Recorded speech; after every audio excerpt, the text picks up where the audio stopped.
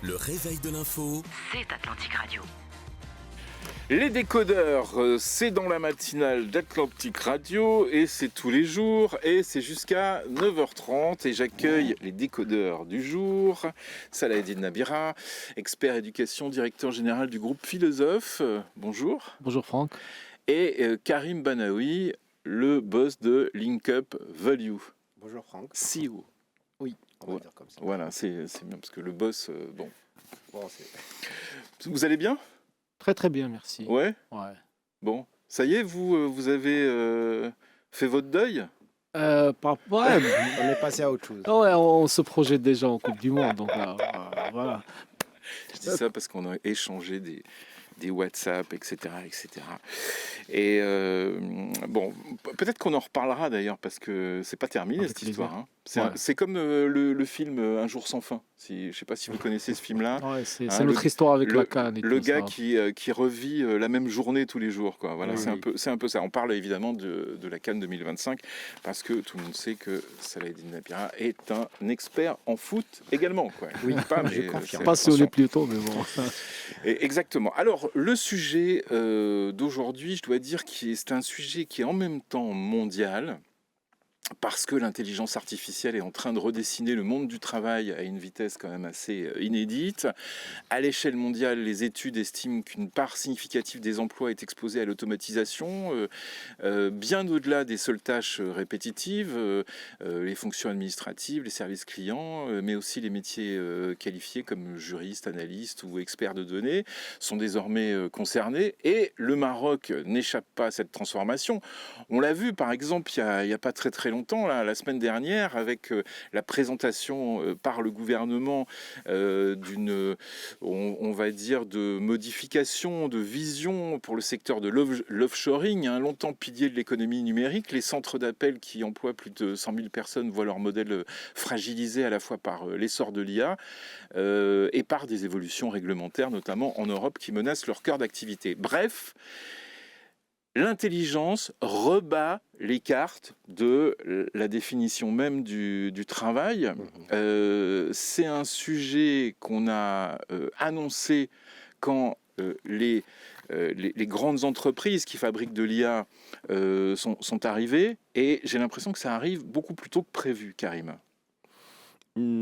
Enfin oui, alors évidemment, alors Karim Banaoui va me dire, mais moi j'utilise l'IA depuis tellement longtemps que bon, voilà. L'un des pionniers aussi. L'un des pionniers, Depuis effectivement, on le dit à 2019, chaque on va fois. dire. On le dit à chaque fois, les piliers de l'utilisation de l'IA. Oui. Non, la nature et la horreur du vide, en fait. Moi, je peux pas dire en fait, c'est venu en fait plus tôt que prévu.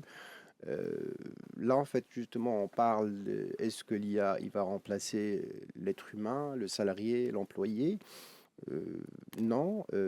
D'ailleurs, en fait, aujourd'hui, une étude de Microsoft a été affichée en fait la semaine dernière, qui parle des métiers qui vont être revus, revisités, qui vont être menacés, on va le dire. Hein, d'accord. Et l'idée est très très simple, c'est qu'aujourd'hui, Copilot, qui fait partie en fait justement, qui a été racheté par Microsoft. Alors cet outil-là, c'est un agent IA, d'accord. Alors Copilot, c'est comment dire, un outil qui est promu massivement par Microsoft dans toutes les entreprises. Oui, une fois que vous installez en fait votre Office sur Excel, sur Word, sur n'importe quelle conversation. Et le sujet est très simple parce que avec l'arrivée de l'IA générative, tout le monde pose la question, est-ce que mon poste va sauter, d'accord? Aujourd'hui, on a la réponse claire, c'est pas en fait je dirais de la prédiction, d'accord? C'est une étude très très sérieuse de la part de Microsoft qui en fait une démarche très très simple. Ils ont posé la question, ils ont analysé 20 000 conversations à travers cet agent-là de Copilot qu'on utilise tous, d'accord? On lui a posé deux questions. Premièrement, est-ce que vous arrivez à réaliser cette tâche-là, c'est-à-dire à l'utilisateur, et l'utilisateur, est-ce qu'il est satisfait de résultats? D'accord? Alors, suite à ces conversations, ils ont analysé, ils ont sorti avec ce qu'on appelle un taux d'applicabilité à l'emploi. D'accord? Et ça a été confirmé aujourd'hui. Il y a 40, je dirais, fonctions qui sont vraiment exposées, qui sont menacées, qui sont amenées à être revisitées. En l'occurrence, je dirais, tout ce qui est les interprètes, d'accord, tout ce qui est en fait le copywriting, tout ce qui est en fait les chargés de communication, même le développement informatique. Aujourd'hui, avec le vibe coding, d'accord, Copilot, il est capable de vous générer le code. Oui. Les métiers qui ne sont pas Là, vous venez de concernés, dire chargé de communication, donc junior. D'accord. ouais, chargé Et de communication junior, c'est quand même un débouché important pour des jeunes. Ouais. Tout ce qui est basé sur l'information, l'IA génératif est capable de reproduire. Ouais, Le problème ne se pose pas. Le problème se pose pour, bon, après en fait, est-ce que c'est un problème? C'est les métiers physiques, hein. Je parle d'un maçon, je parle en fait d'une infirmière, je parle d'un médecin, et aussi des métiers qui a une forte concentration de l'humain, d'accord, et un jugement profond. D'ailleurs, en fait, aujourd'hui, moi, je ne crois pas vraiment aux entretiens via l'IA. Pourquoi? Parce qu'aujourd'hui, on va porter un jugement de valeur et automatiquement, ça va être biaisé. L'étude, elle est là. C'est 40 Ça, c'est pour le recrutement. pour tous les métiers, en fait, Oui, pour tous les aujourd'hui. métiers. Là, dans une partie de mon cerveau, il y a le fantôme de Ali Serrani qui arrive et qui me dit non. Alors là, en fait, oui, parce qu'en fait, on a déjà Bonjour, parlé Ali. avec c'est Ali Serhani. Aujourd'hui, l'IA, il vient pour revisiter en fait les métiers. C'est-à-dire aujourd'hui, moi, avec mon âge, j'ai assisté au démarrage de la secrétaire qui a évolué vers l'assistant de direction qu'on appelle aujourd'hui Office Manager. Vous voyez, aujourd'hui, on est censé La secrétaire, au départ, elle faisait de la sténo. oui, c'est-à-dire justement quand je parle en C'est fait, quoi la sténo? c'est les signes en fait aujourd'hui pour Je la prise m'adresse de... aux auditeurs qui sont jeunes et qui nous écoutent.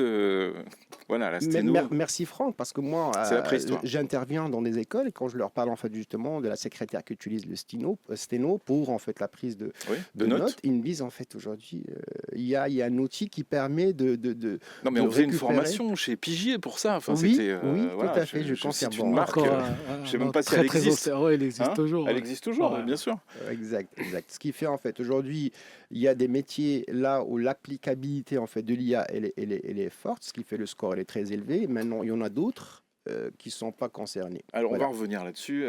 Salah Eddine, là-dessus. Sur, Ouais, moi, je réagis sur l'exemple. Vous avez parlé de chargé de communication générale. Moi, je pense que ce qui est en train d'arriver correspond à son époque parce qu'il y a de moins en moins de capacité de concentration. Donc, du coup, l'IA vient apporter du temps qui est nécessaire à la réflexion. Un chargé de communication, au lieu de se concentrer sur la rédaction, il va se concentrer sur le message parce que c'est encore plus important. Même avec de l'IA génératif, vous pouvez avoir l'outil que vous voulez, si vous ne faites pas le bon prompt, à un moment, le message, celui qui rentre le message, ça restera la ressource humaine.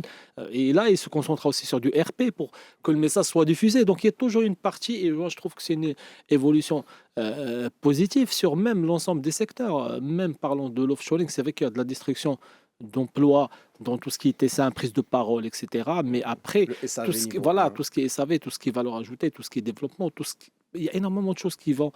Et ça paraissait tellement automatisé, même avant. Et là, les résultats sont meilleurs grâce à l'IA. Exactement. Tout à l'heure, par exemple, quand il a parlé de métier d'interprète, moi je pense que pendant des années, quand on analysait les performances à l'export du Maroc, on se disait qu'on avait un super grand handicap parce qu'on était dans les pays francophones. Aujourd'hui, avec tous ces outils de traduction instantanée, ça ouvre aussi des opportunités. C'est des exportateurs marocains qui n'osaient pas aller dépasser le sud de l'Europe, etc., peuvent aller aujourd'hui s'aventurer dans des pays très très lointains et ça leur permettrait de casser une barrière.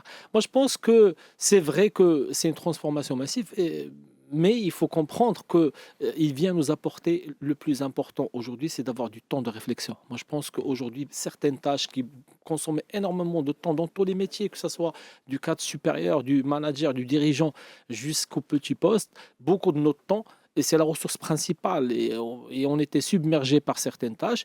Maintenant, à ceux qui savent justement accompagner la vague, aller se former, etc., pour optimiser donc l'usage, parce qu'il ne faut pas croire que c'est de la solution miracle. Hein. Des fois, ça vous induit en erreur. Des fois, moi, j'ai même un ami chercheur et qui voulait faire un papier. Il m'a dit l'IA m'a induit en erreur. Il lui a inventé une référence qui n'existe pas. Si vous ne faites pas les checks et le contrôle, même un académicien très, très avancé, c'est pris au piège. Tout à fait. On va revenir juste après les infos de Karim Droné pour la suite des décodeurs. Les décodeurs jusqu'à 9h30 dans la matinale d'Atlantique avec Salaheddine Nabira, expert éducation et directeur général du groupe Philosophe, et Karim Banaoui, CEO de Link Up Value. On parle d'IA, on parle de travail, on parle de postes dans les entreprises. L'intelligence artificielle rebat les cartes. On était en train de poursuivre cette conversation hors antenne pendant l'excellent journal de Karim Droné. Et il y a une question qui m'a frappé en discutant avec Karim. Comment désapprendre dans l'entreprise, par exemple, quelque chose qu'on pratique depuis des années, parce que on sait que maintenant l'IA peut le faire, en tout cas peut faire 80% du travail, et donc peut nous libérer du temps, et surtout même des fois peut-être être meilleur que soi. Comment désapprendre et comment apprendre à travailler avec l'IA? Alors, le concept de désapprendre ou je dirais in-learning, c'est un concept américain, ça fait partie en fait du processus d'apprentissage à nouveau. Aujourd'hui, l'idée, c'est qu'il faut faire le deuil avec ce qu'on a appris, avec la façon avec laquelle on faisait les choses. D'accord? Le monde change, il faut suivre. Aujourd'hui, désapprendre, ça va pas forcément que ça va nous prêter préjudice, qu'on va perdre, je dirais, de notre employabilité. Au contraire, c'est aujourd'hui, on doit se préparer pour aller vers d'autres horizons. Je prends mon cas, par exemple. À la base, je suis économiste de formation, j'ai évolué dans les RH, et à certains moments, j'ai été obligé en fait de rompre, de faire le deuil avec ce que j'avais comme knowledge, comme savoir, pour apprendre d'autres choses. C'est-à-dire, je dirais, libérer en fait justement mon cerveau. On va parler en fait le langage tech, libérer de stockage, des RAM, pour laisser la place en fait à des nouvelles pratiques en Mais fait. ça, c'est de l'agilité. Oui, si vous dites en fait l'agilité, c'est pour survivre à certains moments, parce qu'en fait le Covid il était là, il fallait en fait justement c'est réinventer. Aujourd'hui, on ne peut pas faire la même chose pendant une décennie, c'est-à-dire c'est de l'histoire ancienne. Aujourd'hui, il y a des nouveaux pratiques. Je prends le langage IT, chaque année ou chaque 2 ans, en fait, aujourd'hui, il y a des nouveaux process, il y a une nouvelle façon de faire les choses. La même chose pour le marketing, la même chose pour le juriste, le journalisme aussi.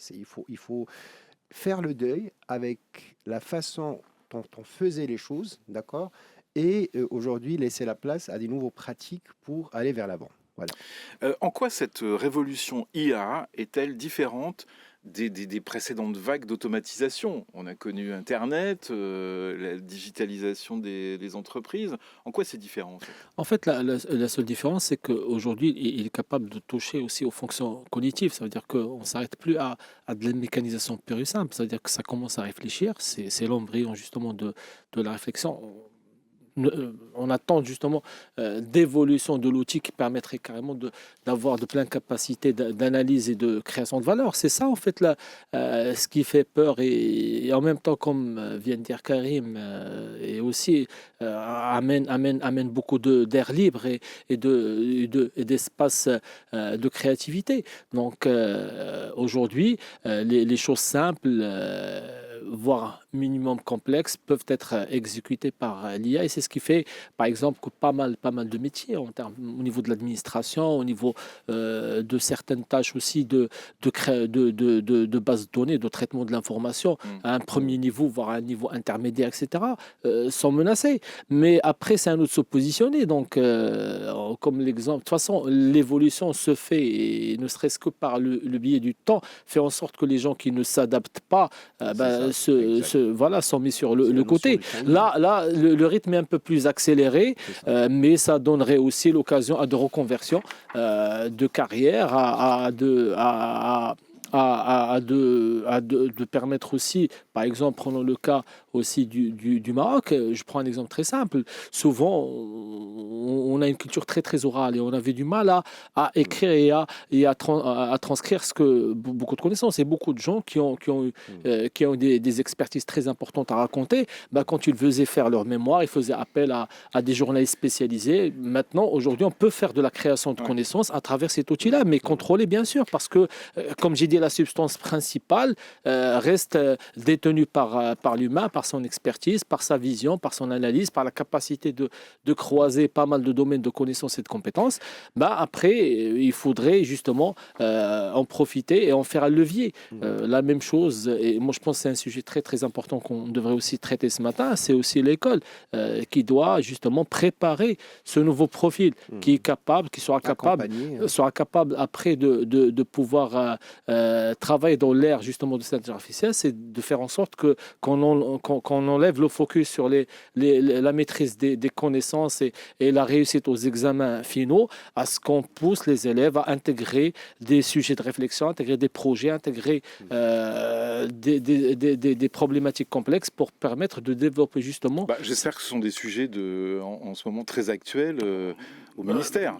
J'espère. Je l'espère aussi. Bon, depuis qu'on a commencé à parler justement des situations d'apprentissage et les intégrer dans le manuel, mais il faudrait mettre plus l'emphase. Et moi, j'appelle toujours de mes voeux, c'est de faire évoluer les examens, d'être capable justement d'aller vers l'intégration de projets à des niveaux intermédiaires et de faire en sorte que de créer ce rapport direct avec la connaissance où on est amené justement en fin d'année à pouvoir répondre à un certain nombre de questions qui ne font pas appel à ce sens critique. C'est ce qu'il faut aujourd'hui qu'on développe, c'est ce sens critique chez les élèves, c'est cette capacité à créer de la valeur, c'est ce rapport justement avec la connaissance dont l'objectif n'est pas de la maîtriser mais de la transformer et de pouvoir être capable justement d'apporter des solutions. Moi, je pense que, même. Bien sûr. Donc moi je pense que c'est ça aussi l'enjeu. C'est ça l'enjeu donc qui nous permettrait de matcher ou là de pouvoir fitter avec ce qui nous attend donc dans les années à venir. J'ai une question pour Karim Banaoui qui connaît bien les entreprises marocaines et les entreprises françaises aussi. Plus ou moins. Et quand est-ce qu'on va passer, en ce qui concerne l'IA, d'une approche qui est peut-être un peu partielle, voire même anecdotique? Il y a encore des boîtes où c'est pas qu'on considère l'IA comme un outil, c'est que on a peut-être une certaine distance avec ça à une approche carrée, professionnelle, stratégique.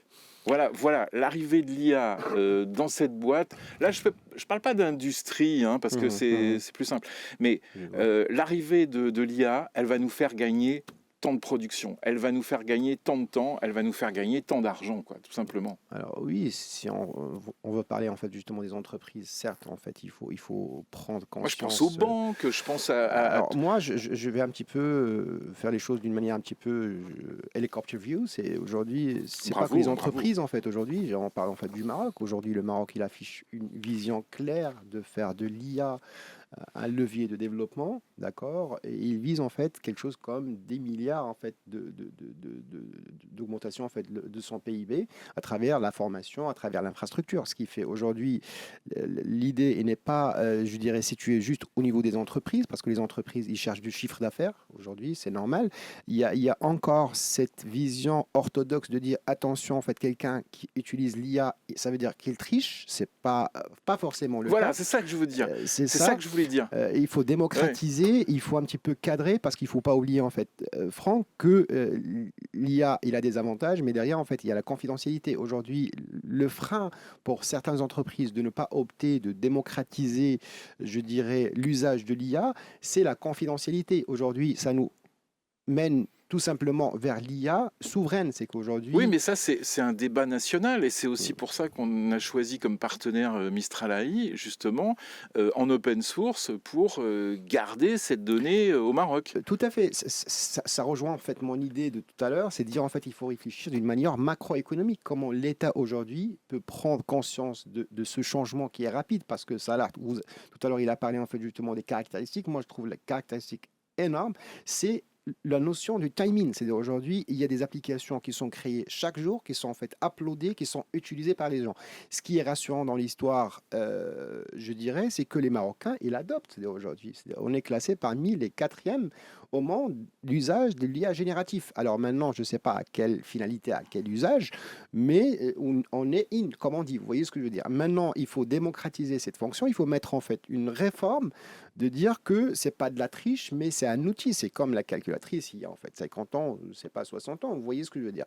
Et comment on peut tirer profit? Parce que je me rappelle en fait à l'arrivée de Internet, il y a un grand patron qui leur a dit en fait aujourd'hui Internet, ça va faire en fait justement des milliardaires. Alors aujourd'hui, l'IA, il va faire aussi des milliardaires. Non, mais C'est en fait bon usage. vous vous souvenez pas, il y a des boîtes qui coupaient Google ou qui coupaient l'Internet au début. Hein, c'est-à-dire que c'était mal vu. Non, mais c'est vrai. Ouais, On s'en vous avez raison. souvient. Moi, On s'en je me souvient plus rappelle, maintenant. j'étais chez un opérateur téléphonique à l'époque, et voilà, Oui, donc on coupait effectivement. un moment, il a raison, à un moment on avait même coupé, donc je me rappelle même la voie IP, donc il y a toujours cette appréhension justement du changement.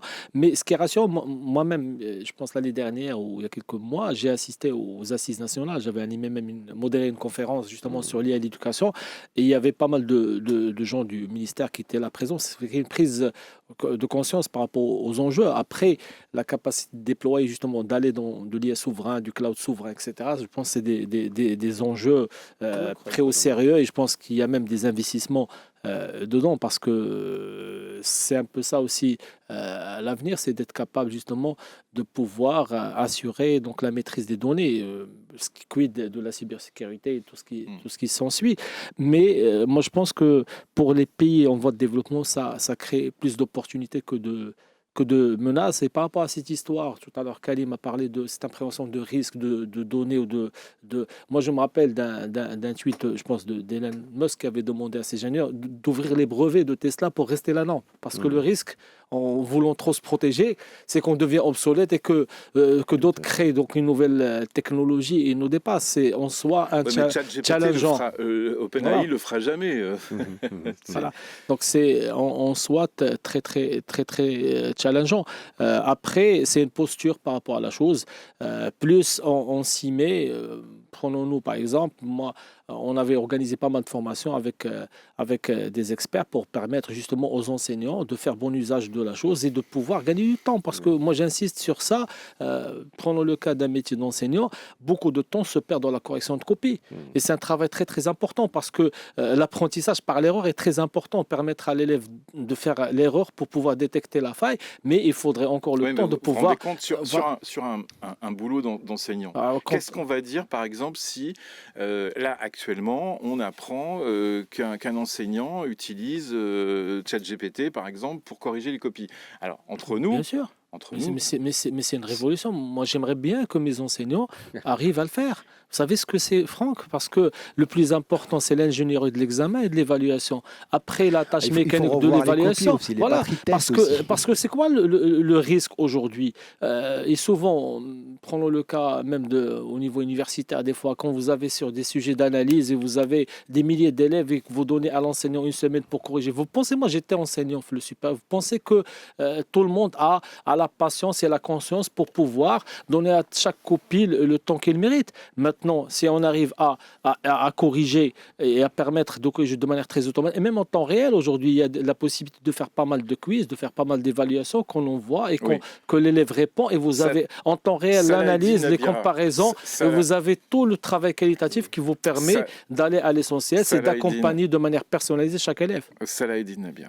Oui, Franck. Si l'enseignant utilise ChatGPT pour corriger les copies, si l'enseignant utilise ChatGPT pour construire ses cours, ça va être quoi la définition de l'enseignant dans 5 ans? Alors, je vous dis, Franck, les grands certificats des grandes multinationales aujourd'hui se font en ligne.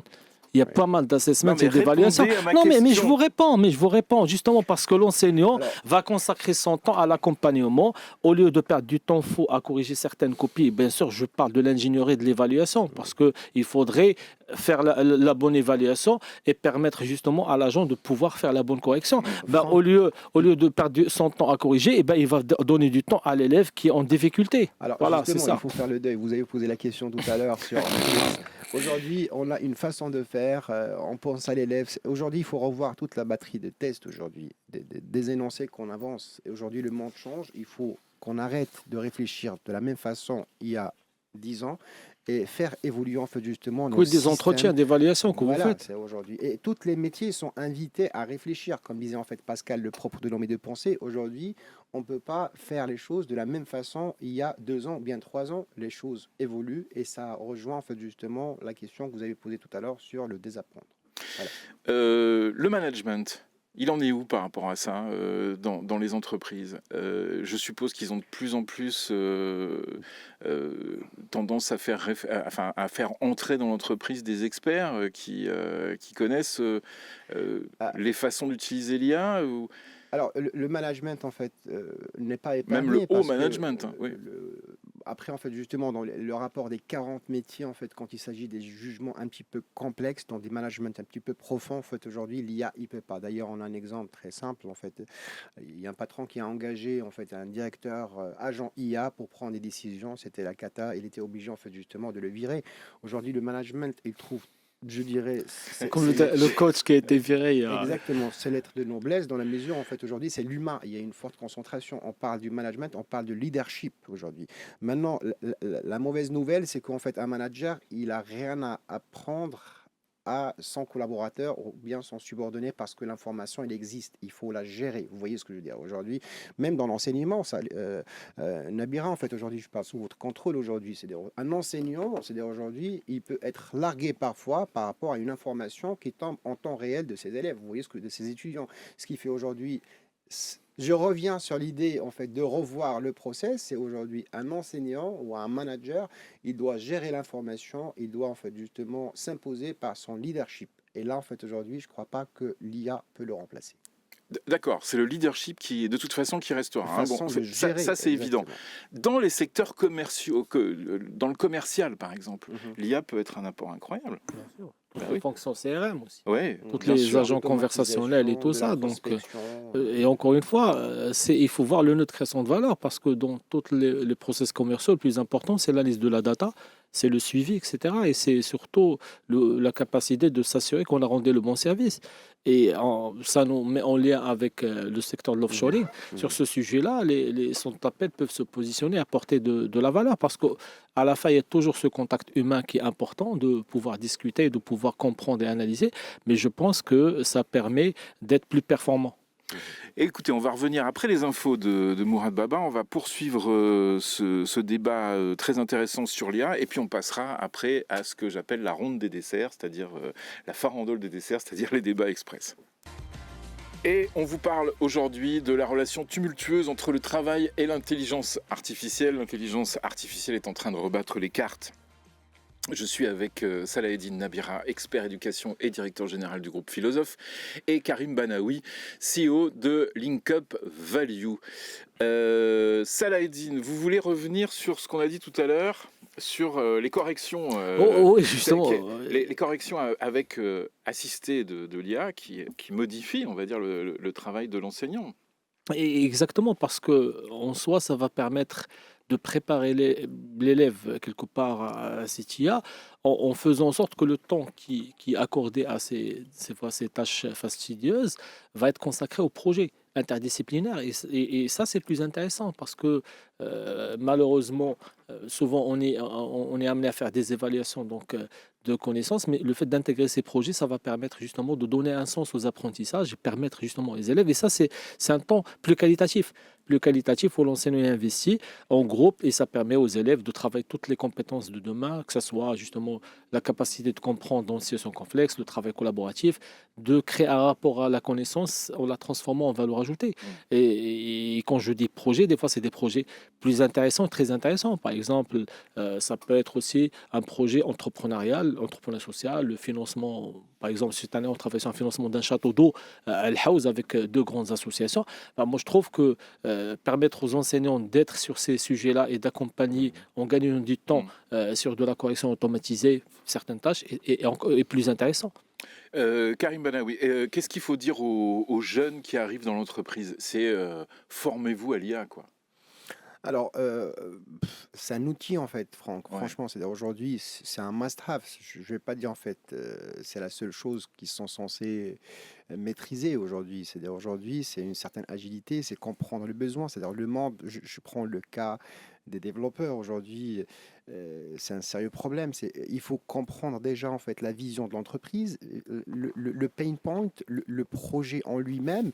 Et après, l'IA, c'est un outil comme d'autres. Aujourd'hui, j'invite, c'est pas que les sorties d'école, parce qu'aujourd'hui, il y a des gens qui ont passé plus de 10 ans ou 15 ans dans l'entreprise.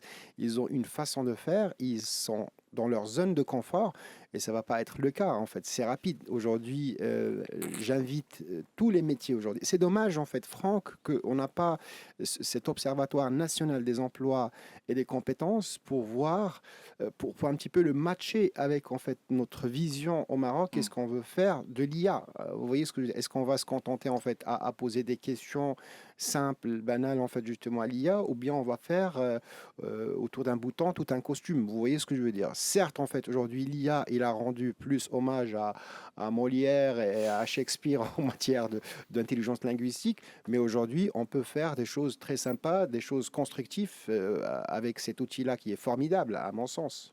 Et cet outil qui avance d'ailleurs très très vite, hein. Oui. Moi je me souviens du temps où on était obligé de coupler ChatGPT avec Excel ou Google Doc, etc., pour obtenir des Google tableaux, Sheet, etc. exact. Tout ça, Google Sheet, voilà, c'est fini maintenant. C'est ça. L'IA générative travaille directement. Est-ce que ça risque, est-ce que cette IA, parce que tout ne doit pas être rose non plus, risque d'accentuer les inégalités sur le marché du travail? Écoutez, ça c'est sûr, les gens qui veulent pas, qui font de la résistance à ce genre d'outils, ou cette nouvelle donne aujourd'hui, certainement en fait aujourd'hui ils seront largués. Il y aura des inégalités, il y aura en fait justement, comme disait en fait Sa Majesté aujourd'hui, que le Maroc il est à deux vitesses et qu'aujourd'hui il faut qu'on se positionne dans la deuxième ligne de la grande vitesse. Aujourd'hui l'IA c'est de la vitesse. Vous générez, on en a parlé tout à l'heure, générer des rapports rapidement pour dégager du temps, pour réfléchir, pour aller vite. Aujourd'hui les gens qui veulent pas, je dirais, utiliser cet outil-là comme, je dirais, un support, certainement en fait aujourd'hui ils vont se voir, je dirais, largués sur le marché d'emploi. Saladin, là-dessus, sur les inégalités? Exactement. C'est un peu comme l'accès à l'information en général. Donc, l'accès à la bonne formation, l'accès au bon contenu. Donc, ça, c'est des choix qui se feront IA ou pas IA. C'est que, en termes de conscience de manager, c'est d'investir dans l'avenir. Vous avez même avant l'IA des entreprises qui étaient toujours à la pointe de la technologie, des dernières compétences, qui envoient leurs cadres se former, qui font appel à des cabinets, à des consultants pour les accompagner, d'autres qui ne le faisaient pas. Moi, je pense que ça va prolonger cet aspect-là. Donc, ce n'est pas forcément l'IA qui va renforcer le fossé. Par contre, le vrai danger de l'IA, et tout à l'heure, il a parlé d'IA souvent, c'est que finalement, ça s'alimente des modèles. Ceux qui alimentent le plus influencent un peu la mécanique et la réflexion. C'est pour cela qu'il faudrait peut-être travailler sur des agents pour aller à un niveau plus poussé, adapter justement l'outil à ses propres besoins, alimenter justement l'outil en termes d'apprentissage, en termes de learning, pour permettre justement d'éviter d'avoir certains biais cognitifs et de réflexion collective. Ça veut dire qu'à un certain moment, tout le monde va penser de la même manière parce que quelque part, on a sous-traité certaines fonctions, certaines responsabilités morales par rapport à la réflexion à un outil Oui, puis qui, qu'on le veuille ou non, est plus alimenté ailleurs qu'ici. oui, Donc, ça peut créer des biais, en fait. exactement, Hein, ça y crée des compris dans biais, notre société. etc. Parce que derrière, il y a toute la partie identité, valeurs, etc., qui sont influencées, qu'on le veuille ou non, par ceux qui alimentent le plus et qui influencent justement l'algorithme dans ce sens-là. Ouais. Donc, il faudrait faire justement attention à ces Pas le sujets-là. risque, il est valable des deux côtés, hein, parce que si on alimente que Oui, avec ça serait bien. notre Donc, société, ça va c'est être justement c'est une compliqué guerre aussi. à la data Voilà, aussi. c'est un peu, il faut arriver à faire nous-nous, quoi. Donnez-nous, Karim, un exemple concret d'application que vous connaissez, vous, dans votre métier, quoi, quand vous arrivez dans une entreprise. Pour faire quoi exactement? Justement, quand vous arrivez dans l'entreprise, alors recrutement, l'IA, on utilise le recrutement, pourquoi? Oui. Pour le traitement des CV? Justement, on était en train de parler avec Salah tout à l'heure. Il m'a dit en fait, moi, j'utilise en fait ChatGPT en fait pour qualifier en fait certains candidats. Je leur donne en fait justement le Ah bah là, CV mais vous allez automatiquement. chez l'ennemi, là, parce que du coup, Alors, hein? Ah non, mais alors, par je contre, laisse Karim parler je sur ce termine en sujet fait parce l'idée. qu'il le maîtrise mieux que moi. ça me renvoie en fait en 2019 quand on a lancé en fait la thèse, c'était dans cette logique-là. C'est pour l'équité, c'est qu'aujourd'hui c'est une tâche chronophage de lire en fait justement un CV, encore de les contacter, et on a lancé en fait justement la thèse, l'Applicant Tracking System, d'accord, qui permet d'analyser le contenu déclaratif des CV, d'accord, sans voir la photo, sans porter un jugement de valeur.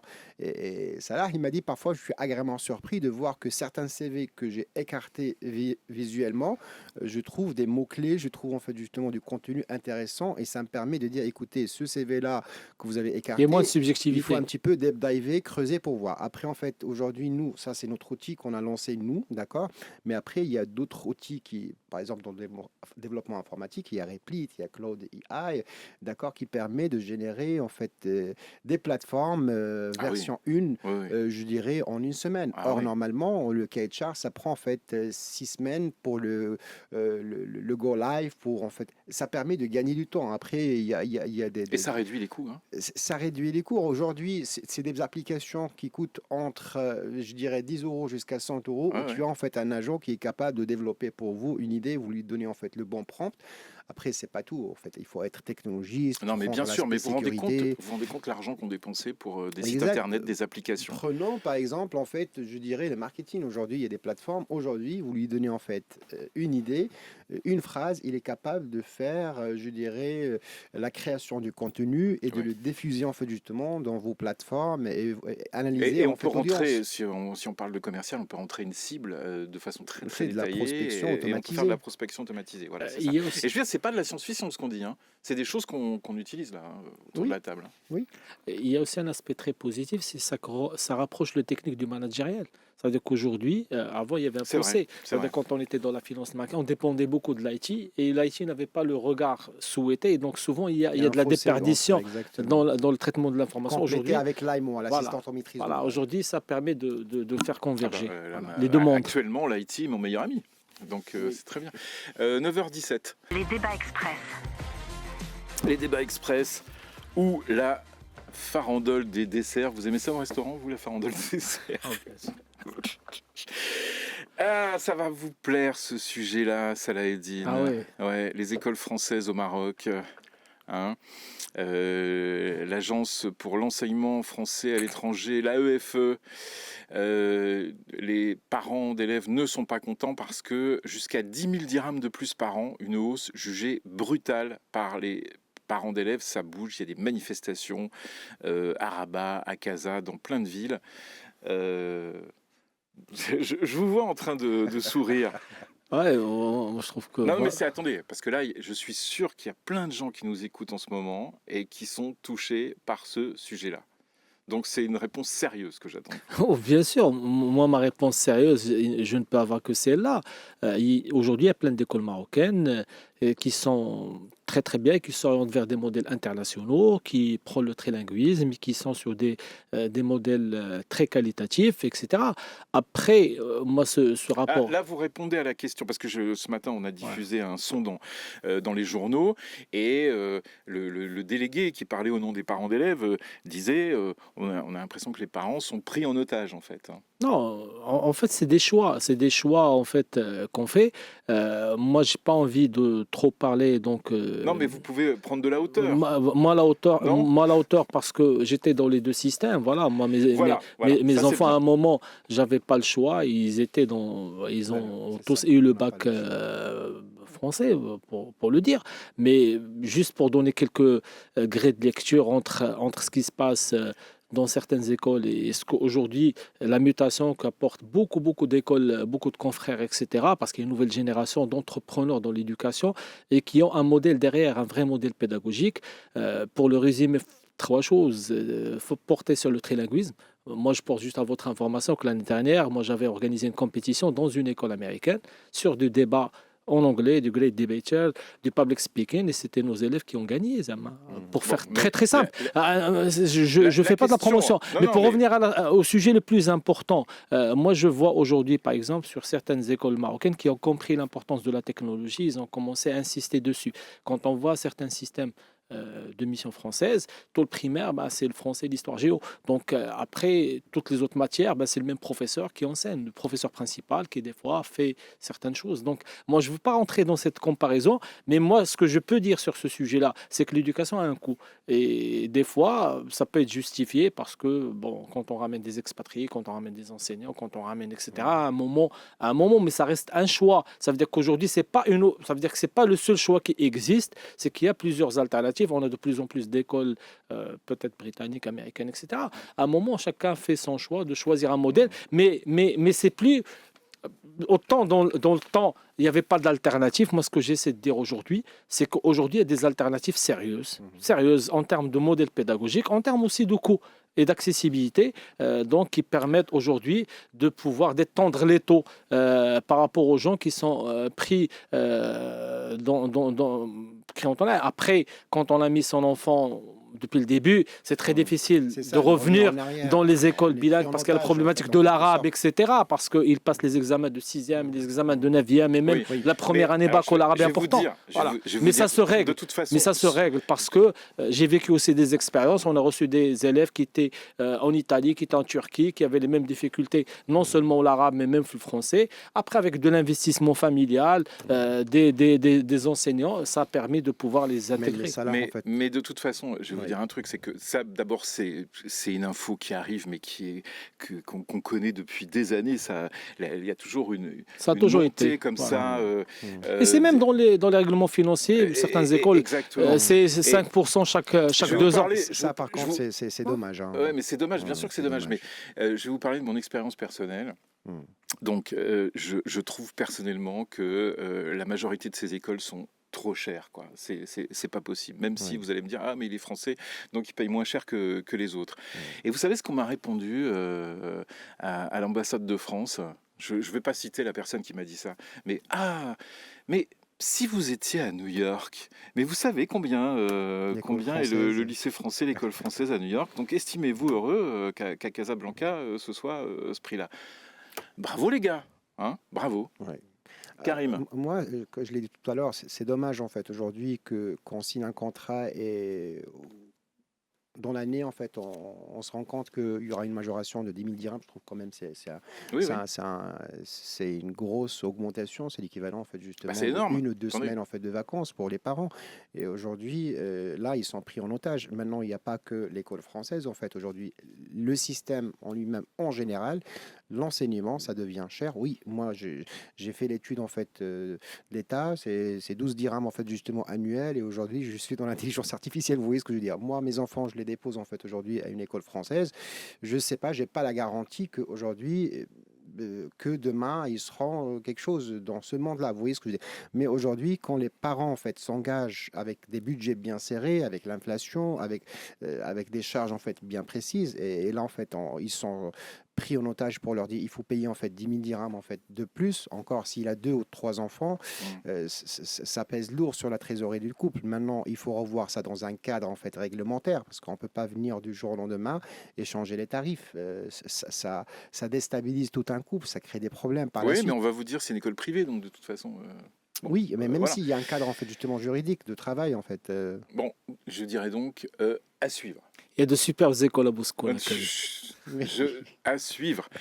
Le porte-parole du gouvernement, votre ami Moustapha Beitas, a détaillé les apports du projet de loi 51-25 qui élargit les contrats de formation en vue de l'insertion aux personnes non titulaires de diplôme dans le cadre de la nouvelle feuille de route gouvernementale en matière d'emploi. C'est plutôt une bonne nouvelle. C'est une bonne nouvelle, exactement. Magnifique.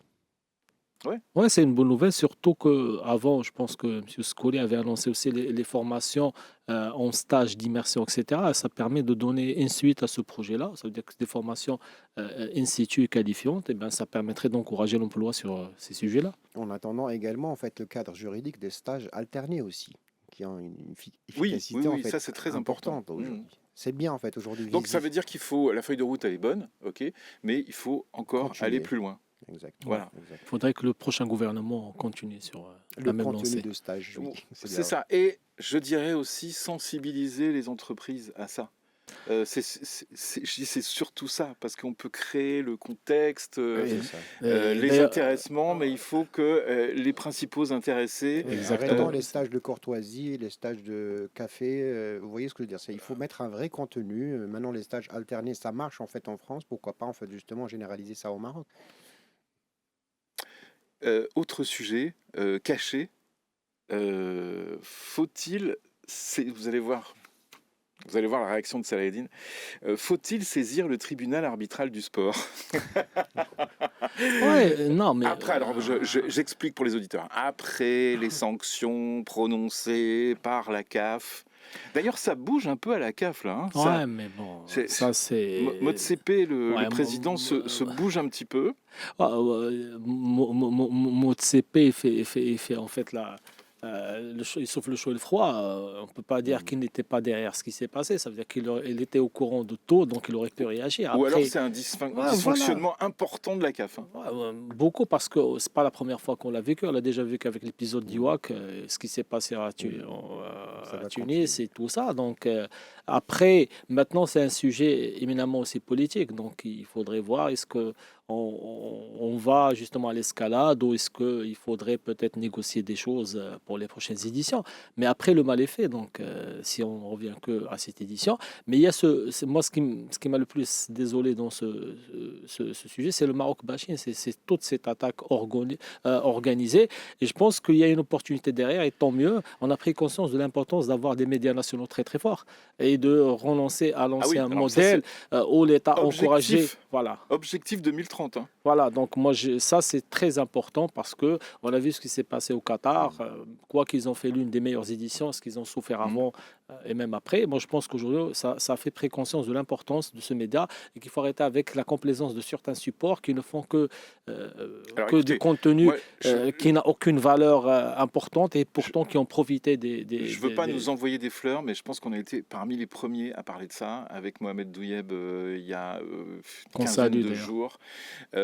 Parler d'influence, parler de communication, parler de déficit de communication de la fédération, Et moi, voilà. de méthodologie actuelle pour contrer les mauvaises influences. Et on moi, va ça me fait mal de voir de grands journalistes sportifs, etc., journalistes au court, et qui sont des fois mis à l'écart au profit de certains supports qui n'apportent aucune grande valeur ajoutée. Si on a juste le tir, ne serait-ce que ça, c'est très positif. Ouais. Et aujourd'hui, le Maroc commence à déranger, commence à s'installer dans le continent, commence à toucher certains enjeux. Il faut promouvoir l'image à titre préventif et aussi à titre promotionnel. Karim, Moi, je l'ai dit en fait la dernière fois qu'on s'est vu, en fait, avant même la finale, la coupe, on l'a déjà eu, d'accord, à travers notre organisation, à travers en fait notre hospitalité, à travers. Après, en fait, oui, c'est vrai, on aurait aimé en fait justement l'avoir. Maintenant, il faut pas faire tout un plat. Aujourd'hui, il y a des enjeux économiques et politiques. Aujourd'hui, on reste africain dans un continent africain qu'on doit gérer. Voilà. dernier sujet rapidement, parce que je sais que vous allez pas beaucoup parler là-dessus, mais une rencontre entre l'Iran et les États-Unis pourrait se tenir dès le 6 février prochain, donc dans pas longtemps, en Turquie. Selon une source arabe à l'AFP, ça vient de tomber. Donald Trump se dit confiant sur la possibilité d'un accord, notamment sur le nucléaire, etc. Moi, je dis quid de la population? L'enjeu, c'est pas ce qui l'intéresse le plus. Lui, c'est un enjeu très, très. Je pense que ça n'échappe à personne. C'est un enjeu économique principal, c'est le pétrole. Et c'est justement les cas stratégiques qui se rabattent. Et voilà, de voir le rapprochement entre l'Iran, la Russie et la Chine. Et donc, voilà. Une porte de sortie. Je censure Karim Banaoui là-dessus, puisque j'ai oublié la pub, donc on va être très en retard. Merci les décodeurs d'aujourd'hui. Merci Franck. Merci Karim Banaoui. À très bientôt, avec plaisir. À suivre, Karim Droné.